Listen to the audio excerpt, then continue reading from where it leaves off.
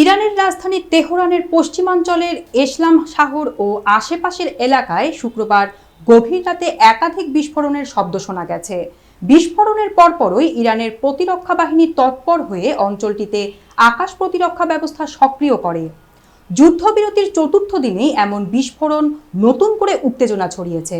Iran ভিত্তিক সংবাদ মাধ্যম ইরান ইন্টারন্যাশনাল জানায়, তেহরানের এসলাম শহর শাহরিয়ার সহ বিভিন্ন এলাকায় বিস্ফোরণের শব্দ শোনা গেছে। সামাজিক যোগাযোগ মাধ্যমেও এ বিষয়ে একাধিক ভিডিও প্রকাশ হয়েছে, যেখানে বিস্ফোরণের গর্জন শোনা যায়। তবে এখন পর্যন্ত স্পষ্ট নয় ওই বিস্ফোরণ কোনো ক্ষেপণাস্ত্র, ড্রোন নাকি গোলার আঘাতে হয়েছে। কারা হামলা চালিয়েছে, কোথা থেকে হামলা হয়েছে বা এতে কী পরিমাণ ক্ষয়ক্ষতি হয়েছে, এসব বিষয়ও নিশ্চিত করেনি ইরান।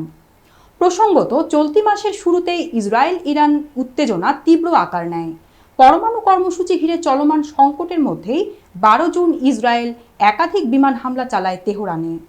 এরপর ইরানও পাল্টা ক্ষেপণাস্ত্র হামলা চালায় ইসরায়েলের দক্ষিণাঞ্চলে। আর সেই উত্তপ্ত পরিস্থিতির মধ্যেই এই নতুন বিস্ফোরণ ইঙ্গিত দিচ্ছে, যুদ্ধবিরতি হলেও যুদ্ধ শেষ হয়নি।